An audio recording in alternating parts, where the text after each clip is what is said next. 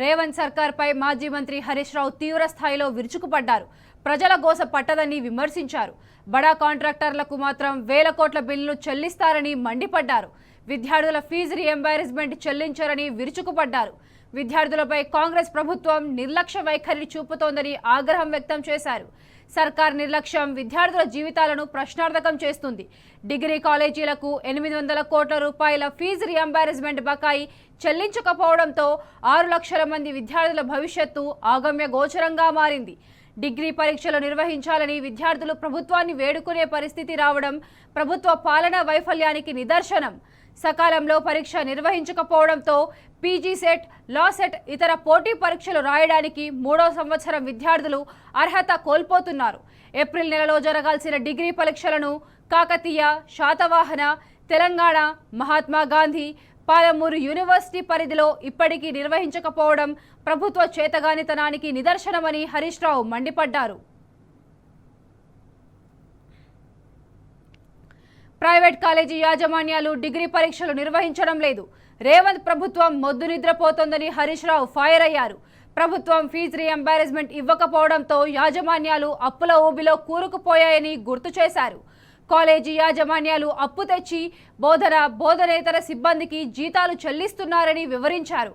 అద్దె, అప్పులు పెరిగిపోతుండటంతో ఈ ఏడాది డిగ్రీ అడ్మిషన్లు నిలిపివేయగా కొన్ని చోట్ల కాలేజీలకు తాళం వేసి ఇప్పటికే సెలవులు ప్రకటించారు.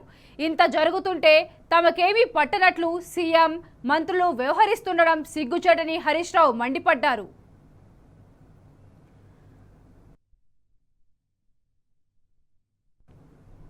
విద్యార్థుల భవిష్యత్తును దృష్టిలో ఉంచుకొని దివంగత సీఎం వైఎస్ఆర్ ప్రారంభించిన ఫీజు రీఎంబర్స్మెంట్ పథకాన్ని మార్పు చేయకుండా కేసీఆర్ అమలు చేసి గొప్ప మనసు చాటుకున్నారు. కరోనా వంటి సంక్షేమ కాలంలో ఫీజు రీఎంబర్స్మెంట్ బకాయిలు ఆపలేదు. 9.5 ఏళ్ల బీఆర్ఎస్ పాలనలో మొత్తం 19,000 కోట్ల ఫీజు రీఎంబర్స్మెంట్ నిధులు విడుదల చేశారని హరీష్ రావు తెలిపారు. కాంగ్రెస్ ప్రభుత్వం మాత్రం 17 నెలల్లో 17 పైసలు కూడా ఫీజు రీఎంబర్స్మెంట్ విడుదల చేయలేదని వివరించారు. దీనిని బట్టి రేవంత్ సర్కార్ ప్రాధాన్యాల్లో విద్య అనేది మిథ్య అని స్పష్టమవుతున్నది. యువ వికాసం పేరుతో ప్రతి విద్యార్థికి 5 లక్షల విద్యా భరోసా కార్డు ఇస్తామని 6 గ్యారంటీల్లో చెప్పారు. దానికి అతీగతి లేదని హరీష్ రావు విమర్శించారు.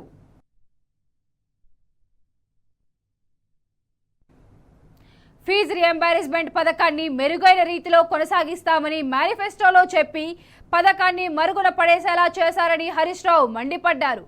పెండింగ్ బకాయిలు వెంటనే చెల్లిస్తామని అసెంబ్లీలో విద్యాశాఖ మంత్రిగా ఉన్న సీఎం రేవంత్ రెడ్డి ప్రకటించారు. 2 నెలల్లో మొత్తం బకాయిలు క్లియర్ చేస్తామని కాలేజీ యాజమాన్యాలకు ఆర్థిక మంత్రి భట్టి విక్రమార్క మాట ఇచ్చి తప్పారు. మాట మీద నిలబడేది లేదు, ఇచ్చిన హామీలు నెరవేర్చేది లేదు. సీఎం నుంచి మంత్రుల వరకు అందరిది అదే దారి. విద్యార్థులకు మంచి భవిష్యత్తు ఇవ్వడం రేవంత్ అన్న బాధ్యత అని స్పీచ్ దంచే సీఎం ఈ నిర్లక్ష్యానికి ఎవరు బాధ్యులు అని హరీష్ రావు ప్రశ్నించారు.